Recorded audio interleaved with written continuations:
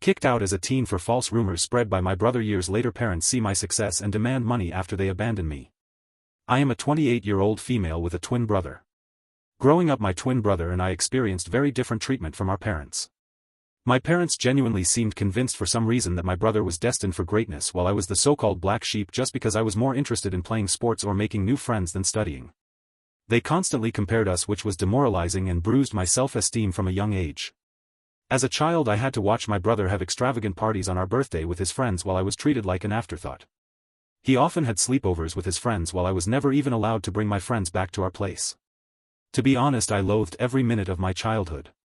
The only person in the family who seemed to care about me was my grandmother. When she visited us, she always brought me my favorite chocolates and occasionally slipped a few dollars to me so that I could treat myself later. As the years passed, this blatant favoritism for my twin brother gradually transformed into emotional abuse directed at me. My parents would openly mock my grades and belittle my hobbies. It felt as though no matter how much I tried, I could never meet their expectations of being the perfect child. Although I was good at sports, they barred me from participating in extracurricular activities as they wanted me to concentrate only on studies just like my brother. It was frustrating and I felt helpless as a child. Later in my sophomore year, I got grounded yet again, and this time the crime? Having Snapchat on my phone. I had done absolutely nothing wrong except, like all teenagers at my age, I had downloaded this app to stay connected with my friends. However, according to my parents, this was a huge crime and a breach of their trust, as they had forbidden me from communicating with my friends. They went batshit crazy on me and threw all my stuff around the room. They then took the doors off my hinges and told me that I would have no privacy as long as I lived under their roof. Watching my parents abuse me this way, my twin brother, instead of supporting me, made my life worse. The toxic environment created by our parents' unjust actions allowed him to exploit the situation to his advantage. He adopted a pattern of lying about me, falsely accusing me of things I never did so that he could get away with everything. If he stole something, he'd effortlessly shift the blame to me, and my parents, already inclined to believe the worst about me, readily accepted his lies. He would demean me in front of my friends at school and would make fun of my appearance. Despite this, I had a wide circle of friends at school because I was approachable and open to making connections. My twin, however, struggled socially, and he started to resent that I could talk to people while he, as an introvert, felt awkward. This jealousy reached a boiling point during our 14th birthday party when no one showed up for him on his birthday. I have no idea why his friends did that to him, but in stark contrast, my friends took me out for ice cream and I had an overall wonderful day. This infuriated my brother further. To take revenge, my brother began to spread false rumors at school about me, where he would portray me as a spoiled brat. He would falsely tell everyone that I was allegedly physically abusing him at home since our parents loved him more. Unbeknownst to me, he took things to a disturbing level. To fabricate evidence, he would punch himself, purposefully inflicting injuries like a black eye or bruised shoulder. The next day, he would confidently walk into school displaying the self-inflicted injuries as proof of my supposed violence and make up stories. Whenever our parents questioned him about the injuries, he would lie, saying that it was due to innocent activities like playing football with his friends. The lies in his alleged black eyes started to gain traction, and people began to believe his distorted version of events. It wasn't long before whispers started circulating, and even my friends began to look at me with suspicion. At first, I noticed subtle changes. Friends who once chatted with me in the hallways suddenly became distant. Invitations to group hangouts became fewer and farther between. It was like a switch had been flipped, and people were hesitant to associate with the supposedly spoiled girl accused of violence. One day, I mustered the courage to ask my ex-best friend why things had changed between us. She opened up about how my twin brother had been spreading rumors about me. She revealed the detailed lies he had told everyone, accusing me of things I had never done. I was shocked to hear her words. The feeling was a mix of disbelief and betrayal, as if the ground beneath me had given way. My brother, someone I grew up with, was spreading lies about me, accusing me of things I would never even dream of doing. It was a betrayal that cut deep, leaving me with a knot in my stomach and a heavy heart. I confronted my brother that day after our school, but he chose to ignore me. I begged him to stop lying about me, but he smirked at me and told me that I deserved to rot alone. I was at a loss for words because his lies and behavior were starting to scare me. I wanted to talk to my parents, but I was afraid that they would believe my brother over me. The isolation stung, especially because I had always been open to making friends. It felt like my brother's jealousy-fueled lies were tearing down the connections I had built over the years. Teachers too began to catch wind of the rumors. It was a surreal experience, as if I were living in a parallel reality where my true self was overshadowed by the malicious stories spun by my own twin. The lies had grown beyond mere teenage gossip, they were now shaping how people truly perceive me. The nasty rumor quickly reached my principal's ears, and then my worst nightmare came true. The principal immediately called me and my brother into his room as well as our parents so we could discuss these alleged rumors. I sat there heart pounding as the principal demanded the truth.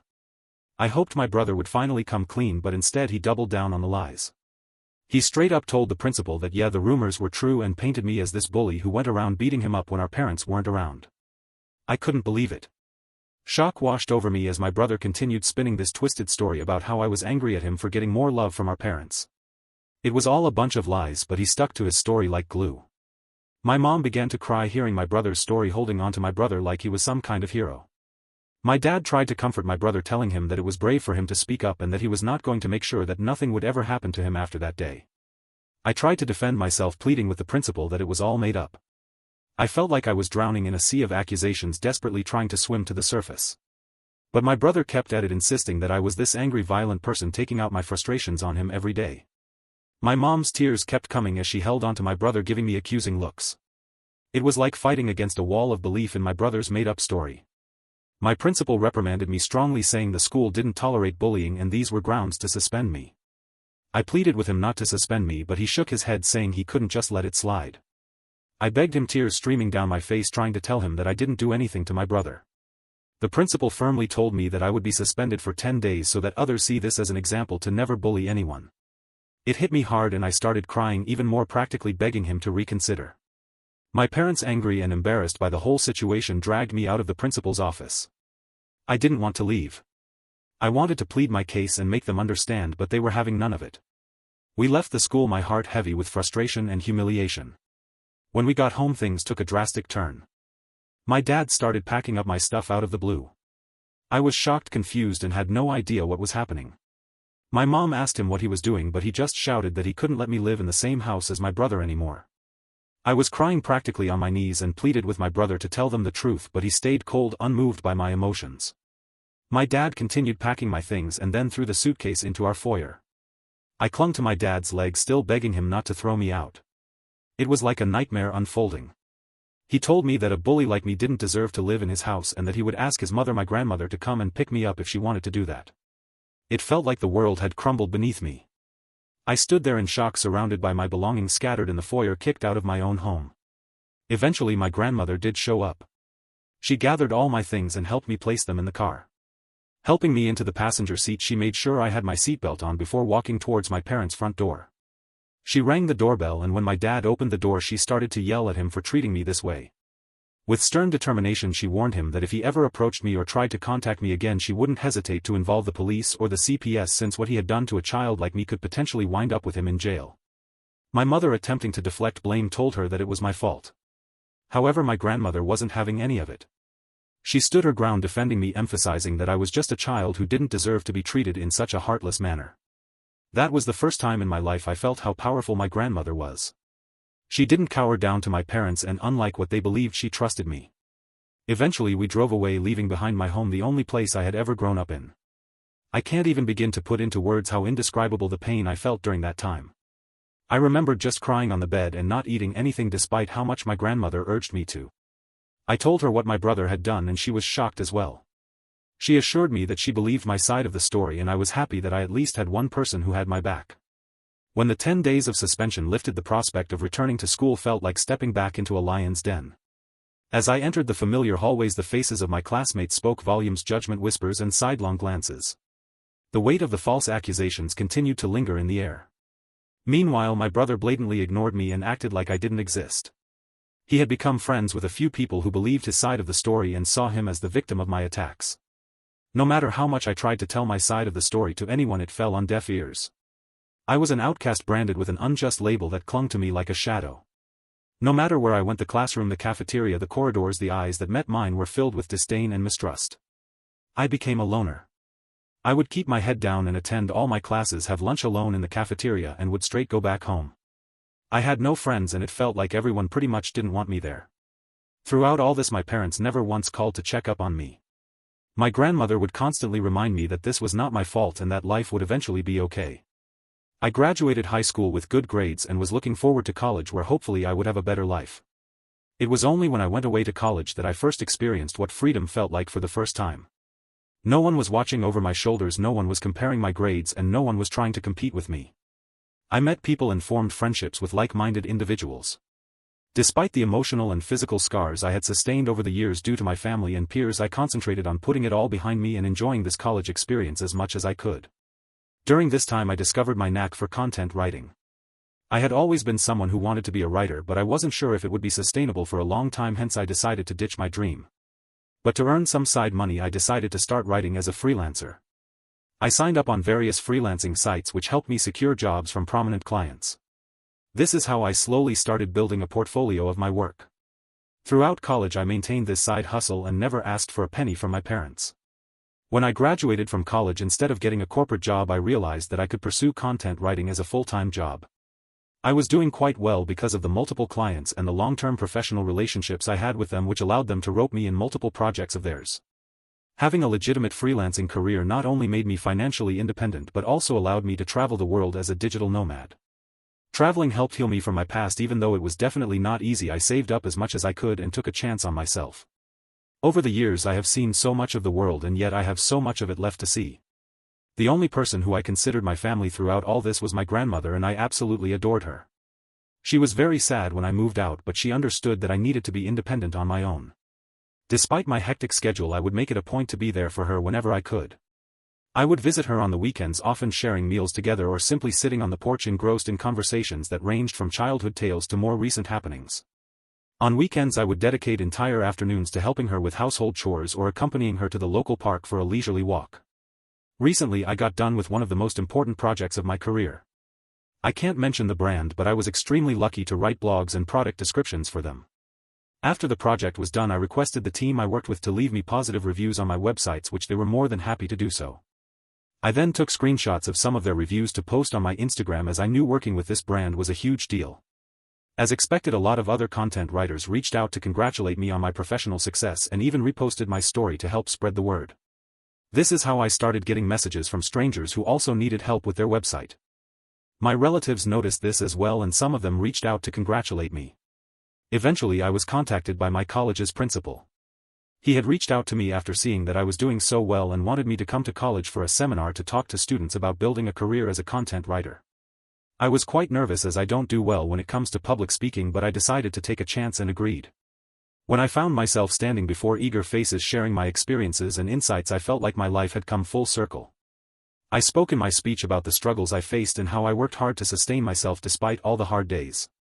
It was honestly a very fulfilling experience to empower others and contribute to the growth of the writers' community. Some of my clips started going viral on Facebook groups as people resonated with it. It felt good to be finally recognized for my hard work. Last week I was invited to speak at a local news channel. It was a show about the benefits of content writing, and they invited me to share my journey and insights with their viewers. I was a bit nervous but also excited for the opportunity. During the show I talked about my experiences, the importance of client reviews, and how a simple appreciation post could open doors to incredible opportunities. The opportunity to reach a broader audience and inspire more individuals in the field was both humbling and exhilarating. When it finally aired, I shared some of these clips on my Instagram also, as I was proud about being invited to a TV show. This is how my relatives and cousins started finding out how well I was doing in my career. You see, because my parents never talked about me to anyone, they had no idea that I was working with popular brands and getting invited to TV shows. This is how word quickly spread within my family. I guess this TV interview must have finally reached my parents' ears also, because just a few days later I was working on another project and had my phone on silent. When I was done with my work, I checked my phone, and to my surprise there were 6 missed calls from my mom. I was honestly shocked to see her name on my phone, as it had been a long time since she had called me. After all those years of silence, I couldn't fathom why she was calling me. I hesitatingly called her back and she picked up immediately. I asked her if everything was okay, and my mom started to congratulate me. My dad, probably sitting right there with mom, jumped into the conversation also. He started to inquire about my life and well-being, and I answered their questions without much thought. It didn't strike me as unusual until they began to ask how much I was earning these days. I told them that it was none of their business, and my dad replied that we were family, so I shouldn't feel shy telling them my income. I told them that I was doing well financially. Hearing this, my mom then began to say how hard their life was these days. My brows furrowed in suspicion. Basically, here is how our conversation pretty much went. Mom, we are retired now and we have been wanting to renovate the house for a while now. It's not in the best shape, but we have no savings left. Me, okay mom, your success has given us hope. After watching your TV interview today, we thought maybe you could help us out by paying for the renovations. Dad, after all, we are a family. You shouldn't hesitate to share some of your earnings with us. We can really use your help. Me, are you joking with me? Why are you asking me for money when you haven't even talked to me for years? I don't know what made you decide to reach out to me, and while I appreciate the congratulations, I am not going to help you out in any way. Hearing this, my mom started saying how I was being a bitch and that I needed to support them as a family. My dad also added that as my parents they deserve to be looked out after and that this was the least that we could do. I was so pissed at this that I wanted to give them a piece of my mind. I suddenly got an idea that instead of just arguing with them, I should teach them a lesson forever, thinking that they could mooch off me after mistreating me all those years ago. I told my parents that I was willing to help them if and only if they agreed to my demands. My dad curiously asked me what it was. Without hesitation, I laid out my demand. If they wanted my help, they had to publicly admit in front of our family and friends that my brother was the mastermind behind the hurtful rumors that had tarnished my reputation. I wanted them to humiliate my brother the same way they had humiliated me in front of everyone by believing his lies and manipulations. I wanted them to take accountability for their actions and acknowledge the pain they had caused. Hearing my impossible condition, my dad began to question the necessity of such an admission. My mom told me how this was all quite unnecessary and that we could have a private discussion without involving others, but I held my ground.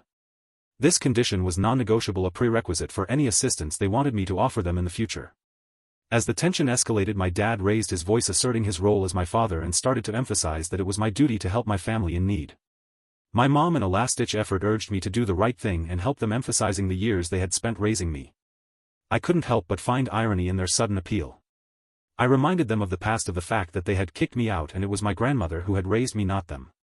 They started to get more and more agitated, but I told them firmly that if they wanted to establish contact with me and seek my financial assistance from now on, then the truth needed to be acknowledged publicly and my brother needed to face consequences for his actions.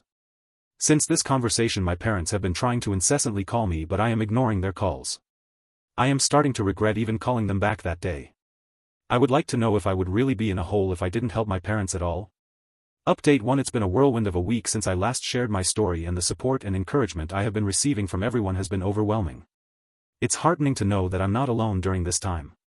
I am glad that everyone agrees that I should not engage with my parents or even consider helping them out after what they put me through. The reason I even gave them such a condition was because I knew it was pretty much impossible for them to do it. I know they love my brother too much, and despite the fact that they might have found out by now that it was all his lies, I know they will never put him through what they put me through. Today my brother sent me a nasty text message after my parents again tried to contact me and I refused to pick up their calls. This is what he wrote. "Hey sis, it's been a long time since I saw you, and I can tell you that every day without you in my life has been great. I heard that mom and dad reached out to you and you gave them a crazy ultimatum. They are never going to go through with it, you know that, right? They clearly never loved you and they will never do anything to hurt me. I admit that I did lie about you 15 years ago, but it's been a long time since then. So stop being so selfish and try to move on from the past. You are unmarried and childless anyway, so why do you not want to help them out by paying for their repairs and renovations around the house? Do the right thing and be a better daughter." Seeing the message felt like a stab to my chest. The audacity to dismiss the struggles I had faced and the conditions I had set spoke volumes about his lack of empathy. The attempt to guilt-trip me by emphasizing my unmarried and childless status added another layer of insensitivity. His insinuation that I should prioritize their needs over my own well-being was not only offensive but also highlighted how little he thought of me. Fueled by frustration and a strong desire for justice, I decided it was time to take matters into my own hands and reveal the truth that had been hidden for too long. I sat down to write an email to my parents and close relatives, sharing the painful details of my childhood and the unfair treatment I had endured while growing up at my family house. In the email I described the strict and oppressive environment I had under my parents' roof and how they treated me compared to my twin brother. The email also delved into the malicious and completely untrue rumor my brother had spread about me in school, which had led to severe consequences and affected my reputation. I wrote how my parents had kicked me out to the curb, and had it not been my grandmother I might have been dead in the streets by now. Towards the end I asked everyone to read a message my brother had sent me. I attached a screenshot where he admitted to lying about me. It was a clear confession that I hoped would expose the lies that had persisted for too long. I sent the email just an hour ago, and I know that all hell will break loose once my parents and my brother read it. I will update you next regarding how my family reacts to my email. Update 2. It's been a month since my last update, and a lot of things have happened this month. As you can imagine, my family did erupt after receiving the email. My parents have received criticism from relatives who were previously unaware of the extent of the favoritism and emotional abuse. A lot of the family members reached out to me telling me that they had no idea about all this and apologized to me for not being there for me. My brother and my parents sent me a barrage of text messages that were starting to get more abusive and violent, so I decided to reach out to a lawyer who sent them a notice of cease and desist. It basically warned them to not contact me further, and if they did they would have to face dire legal consequences. I guess this must have scared them straight because they stopped contacting me. My grandmother thinks I have done the right thing by letting everyone know what happened and supports me 100%. She is the only person who matters to me, so I am glad she has my back. Update 3. It's been 2 months since my last update. I am happy to report that everything in my life is going well for now. Professionally, my content writing business has been flourishing. The invitations to speak at seminars and podcasts continue to roll in, solidifying my position as a respected figure in my line of work. I am as close to my grandmother as ever. I took a 1-week break from my work recently so I could spend some quality time with her. She is into gardening these days and educated me a lot about various flowers and herbs in her garden. The moments I spent with her, whether sharing meals, engaging in heartfelt conversations, or simply enjoying each other's company, are my favorite and cherished memories. My family has not contacted me after the letter they received from my lawyer, so I am happy that they are staying away from me. Personally, I have started going to therapy, so hopefully I can work on healing myself. I think this will be the last update for now.